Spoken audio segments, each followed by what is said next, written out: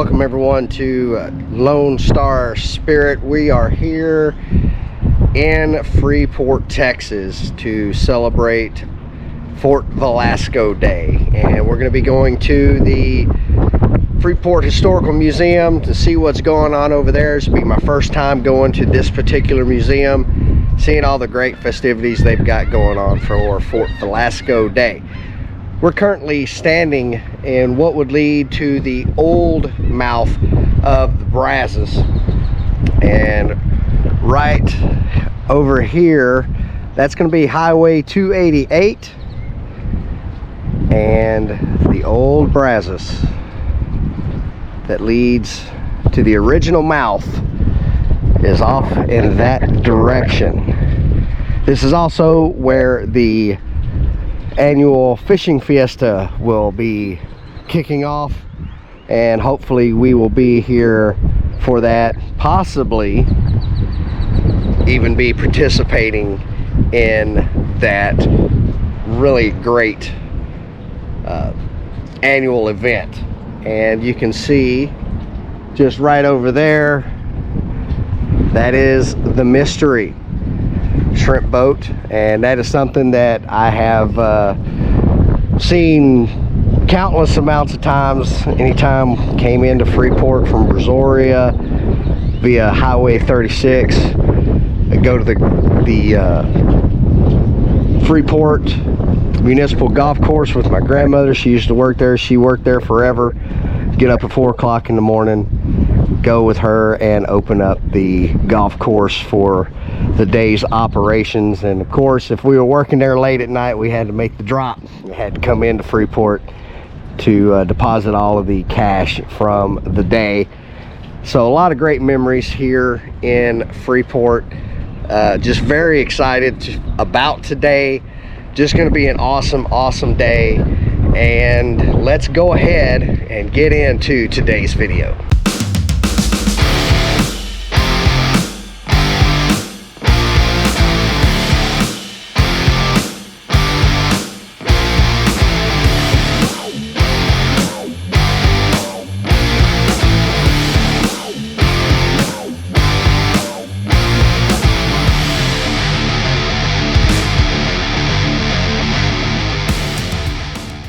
Welcome everyone to Lone Star Spirit.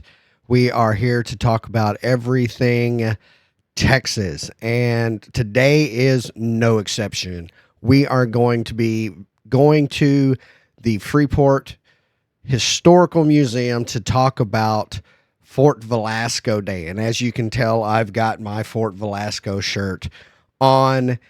To say the least, it was a fantastic and very successful event, and what I've decided to do is do one video on the Fort Velasco Day festivities and then dedicate another video just to the Freeport Historical Museum. If I combine the two, this would probably be an hour-long video, and I don't think anybody really has time for all of that. So that's what we're going to do.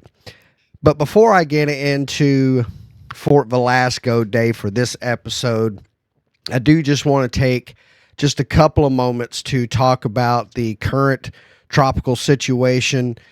As you may or may not know, I have done a series of videos talking about Texas hurricanes with the intent of raising awareness, especially when it comes to preparation, if you're going to use an escape route to get out of the path of these storms. Right now, and I'm recording this on Sunday evening, Hurricane Beryl has become the first Atlantic hurricane of the 2024 season. It was upgraded to a Category 1 hurricane as of the afternoon yesterday, Saturday. As of right now, this is Sunday around 8:30 in the evening. It is a Category 4 storm that is going into the Eastern Caribbean. So last check, don't really know what the path is. There's a lot of indecision on the models and things like that, but a couple of the models do bring it into the Gulf, and could potentially affect the Texas Gulf Coast. And what I've seen is anywhere from Corpus Christi all the way to the Texas Louisiana border. And there are 3 or 4 models that are showing that. So this is the time to be especially vigilant. Make sure that you're got your preparations done, or you have food saved up. This is not to scare you or send you into a panic or anything like that, but this is a time to start making precautions and taking those steps to ensure that you have everything you need in the event that an evacuation is ordered for this area. So let's go ahead and get into Fort Velasco Day.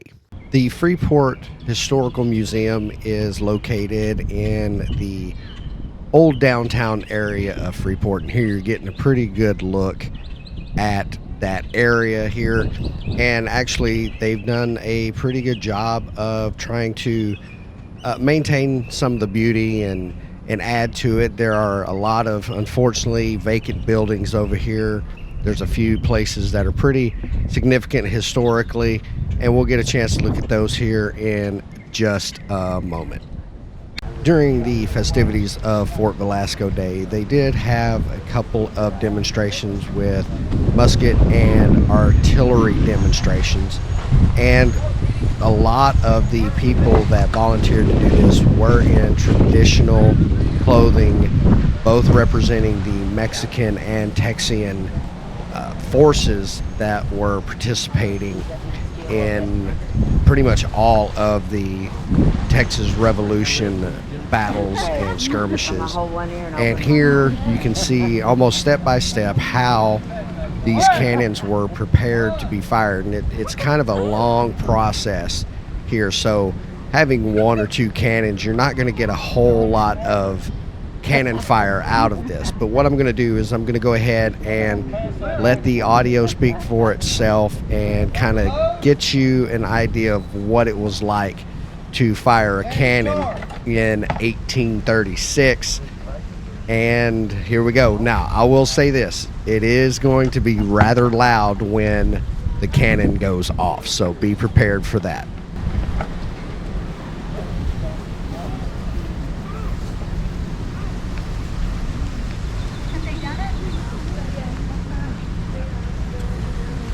Hurry up, darling.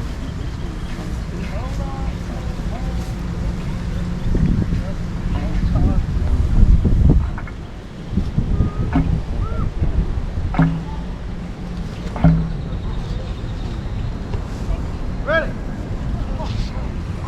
Second prime.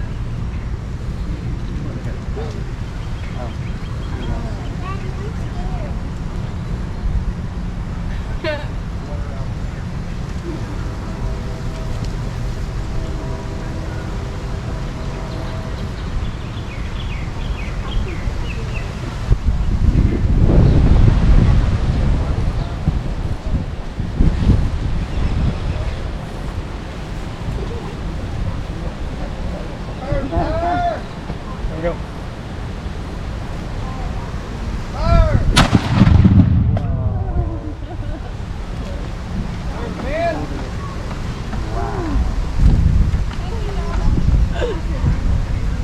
If you're not familiar with Fort Velasco or the subsequent battle that happened there, I'll give you a quick, brief synopsis.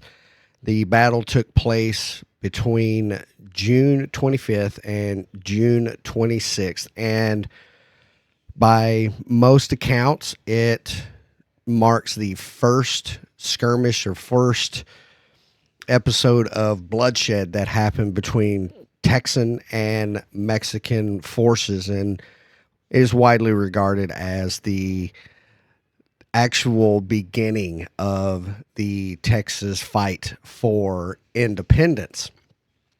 Now, I do recommend that you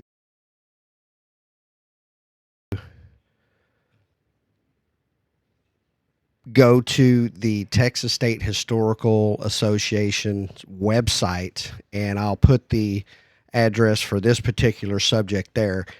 It's very short. The casualties with this battle, I believe there were 7 Texans killed and 14 injured. 3 of those later died from their wounds, and I believe there were 5 or 6 Mexican forces that were killed and 16 injured. And there was an actual, for lack of a better term, a surrender of Mexican forces there. And I believe that happened officially on the 29th of June. So I highly recommend that you go and check that information out at the Texas State Historical Association's website. Now, with that all said, we're going to take a look at the inside of the museum where they had all of the different historical associations there, and there were quite a few of them. And I have to give a shout out to everyone that was there, whether you were there with a historical association or if you were just going there to learn a little bit about the Velasco fort and the battle there. The Brownsville Historical Association was there, and that was really cool because they have the original flag that was intended to be flown at Fort Velasco. They also have, we had the Brazoria Heritage Foundation there, which I was overjoyed to see them there. You had delegates from the San Jacinto Historical Battle Site Monument. They were there, and it was just an amazing, amazing day. And one of the things, let's see if I can find it here. Where did I put it? This one right here. This book right here. This, I've been wanting to get my hands on this book right here. And it is General Vicente Filasola's analysis of Jose Urrea's military diary. And this really has nothing to do with Fort Velasco, but you may have heard in a previous video that I have referenced the book called The Sea of Mud, which I have right here. And Dr. Greg Dimmick was there at Fort Velasco Day and gave an amazing presentation about the Sea of Mud, and he was also selling this book. And I was fortunate enough to get his autograph, which I was overjoyed to get. And like I said, it was just an amazing, amazing day. And one thing that, and it's kind of a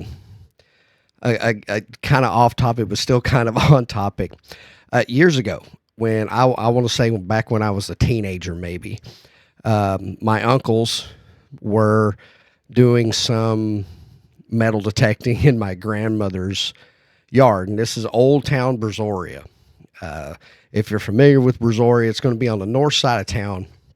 It's basically where Brazoria was first founded. We just call it Old Town Brazoria.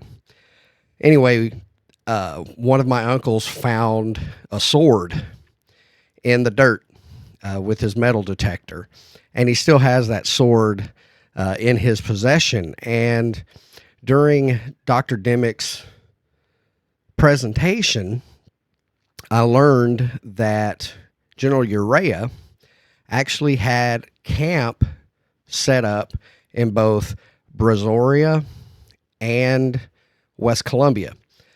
And when I heard that,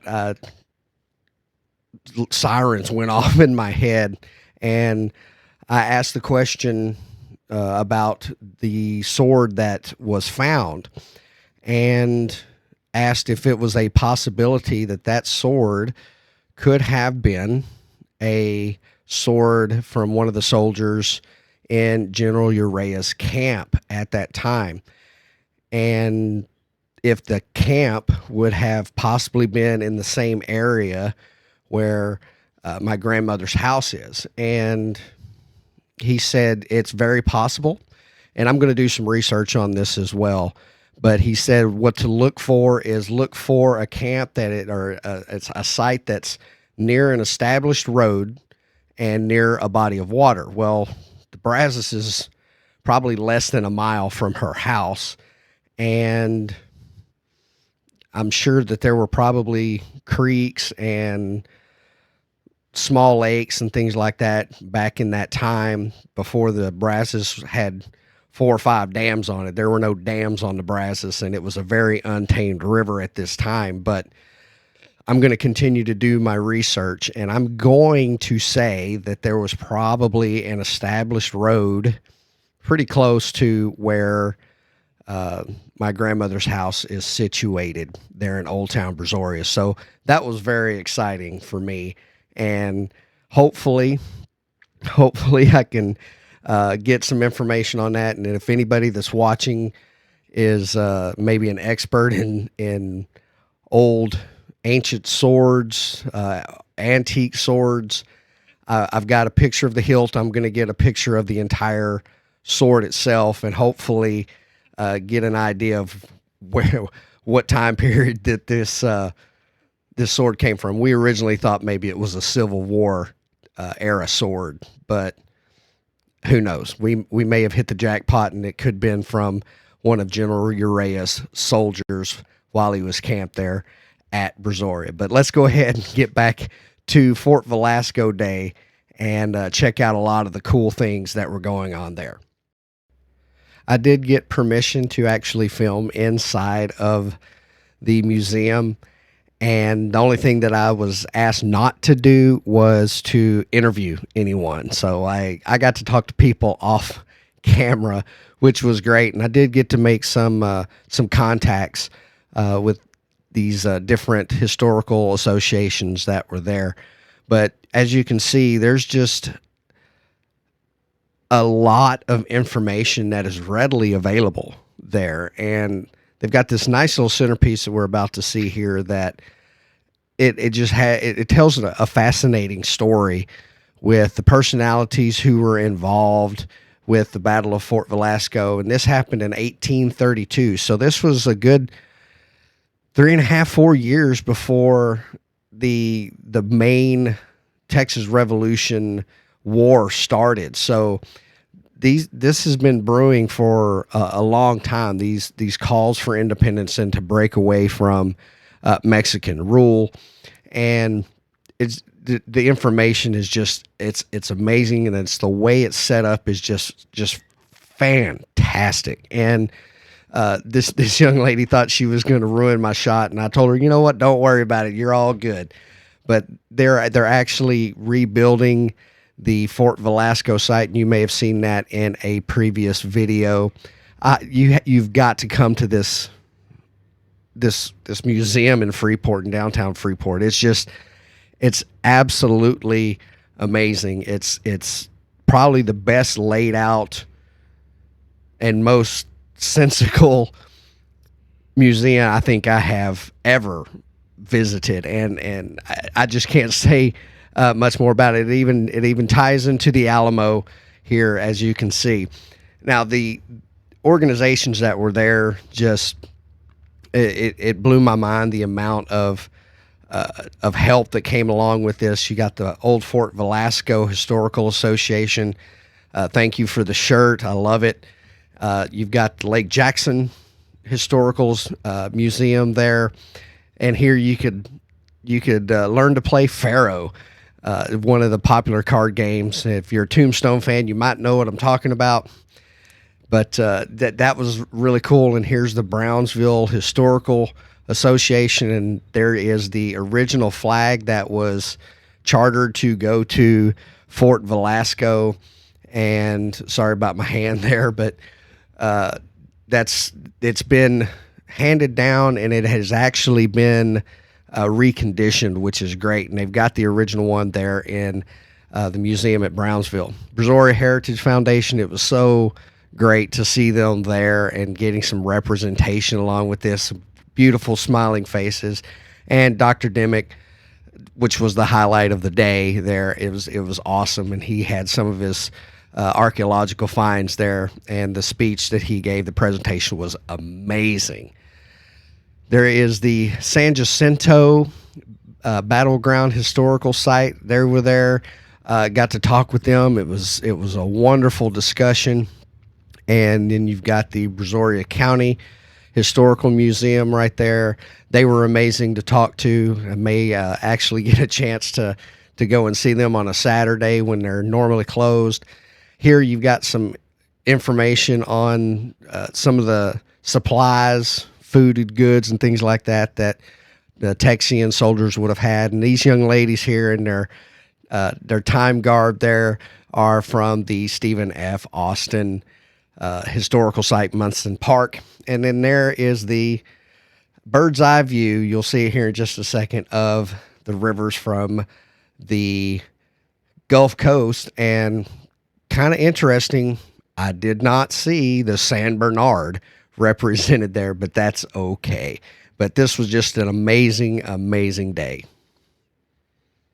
Toward the end of the day, there was a musket demonstration, and it was educational on a couple of different levels. You see in a lot of the Hollywood movies, whether it be the Alamo, the most recent remake of it, or if it's something along the lines of Glory, or any timepiece that's dealing with American Revolution, Texas Revolution, the Civil War, anything like that, where you had musket loaders that you had to, you didn't have cartridges like we have now. It kind of shows that really there was a lot of factors that go into this, and you had to be very proficient in being able to load your weapon and fire it successfully. And in the video that we're about to see, you're going to see where sometimes it doesn't work exactly like it's supposed to be. And I thought it added a little bit of extra realism to the demonstration. So go ahead and check this out. I think it's really cool.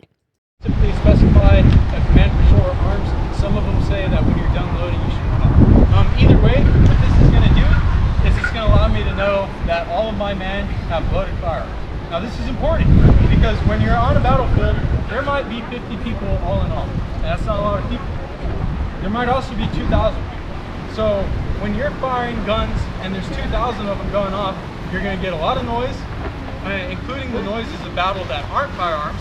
You're additionally going to get a lot of smoke. That's where the term fog of war comes from. So those are two problems. So doing things like this allows for communications to be made between the officer and his men without actually having to verbally make those communications. So the men will let the officer know by this, the officer will let the men know by drumbeat in command. So from here, I want y'all to tell me when I say this. From here they get the commands, make ready, take aim, and then they would get the command to fire. Everybody, boom, boom, boom, right? And then you get the command to recover arms. From that point, you're going to bring it back down, make sure your gun is still good, functional, went off, and then wait for the next command. So I'm going to go have y'all turn around, about face. So they're going to go ahead and load this time. We're going to do,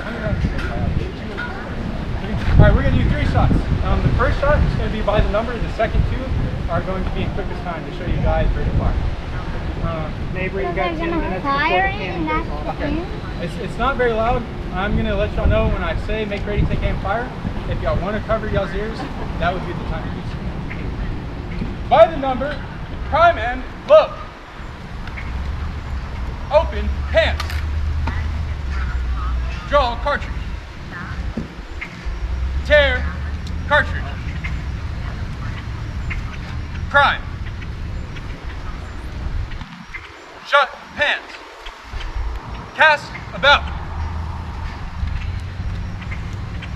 ram, cartridge. Alright, so I messed up a little bit there. The command is a little different, but basically at this point they have put the cartridge down before. Ram, cartridge. So now they're seating it like I was talking about. Return, rammers. And come to shoulder arms together. Look. I now know that my men are all loaded. So I give the command, make ready,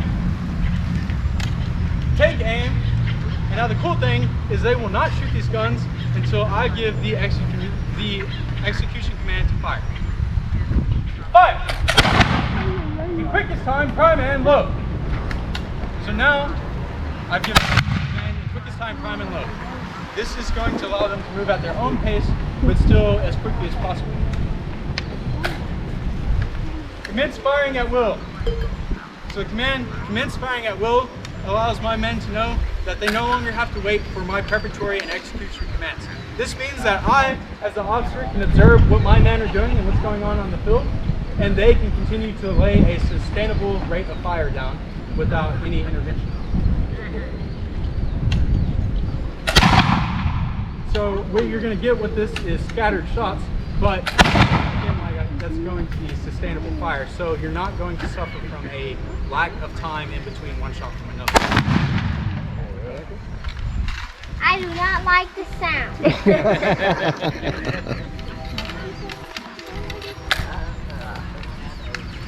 Over years.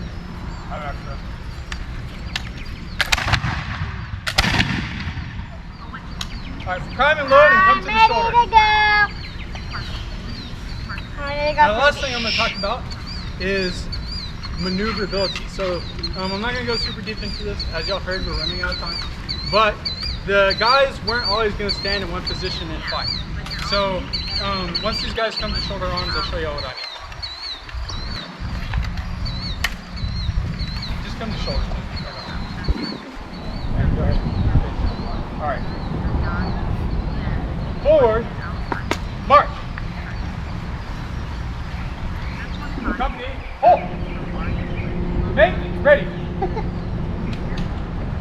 To the left oblique, take aim. To the left oblique. Fire. Recover, arms. So, something to note is this is militia. They're not regular army. You get some kind of confusion. This is kind of how things work. But these guys evidently were able to pull it together enough to defeat what was the second best army in the world at the time. So it's kind of interesting the way it works. But we're going to go ahead and close this off. If anybody has questions after the fact, be happy to ask us. This is Tim from Sam Houston. This is Christian from the Alamo, and this is Rhett. He used to work at Fort McCavitt. So if y'all will give these guys a round of applause, and thank y'all. So as you can see, it really was, it really is difficult to master that type of firearm. So I'm not knocking the guys at all. They were out there in the very hot sun. This was around 1 o'clock in the afternoon. So it was the latter part of the day for the festivities. And you know, I don't think I could have pulled it off. I really don't. But I praise them for what they've done or what they did. And I think it was a great representation. And again, I felt it added some realism to the struggles that hunters, revolutionaries, the Texan regular army, the militias, anybody that used that style of long rifle was how they had to deal with that. You're not getting a lot of shots off. You know, we're used to, you know, guns firearms that shoot out hundreds of rounds a minute, and it just wasn't that way. And I think this was an absolute fantastic demonstration. That's going to wrap up this video. And again, we're probably coming up on about the 30-minute mark here now, but the rest of the museum again is just outstanding, and I have to praise them even more. And we're going to go back. We're going to have another video that just talks about the other portions of the museum, and we're going to. I learned a lot about the Texas Navy and things of that nature, and Dow and the Freeport Sulphur Company and the Tarpon Inn, and just some amazing information in that museum. And if you are in the Harris County, Fort Bend County, Galveston County, Matagorda, Wharton, in any of the surrounding counties, and you want to go somewhere for like a day and learn some really cool Texas history, I highly recommend that you go to the Freeport Historical Museum in downtown Freeport. And until next time, I'm Charles. This is Lone Star Spirit. We'll see you next time. Everybody have a safe week and keep your eyes on the tropics. Have a great one, everyone.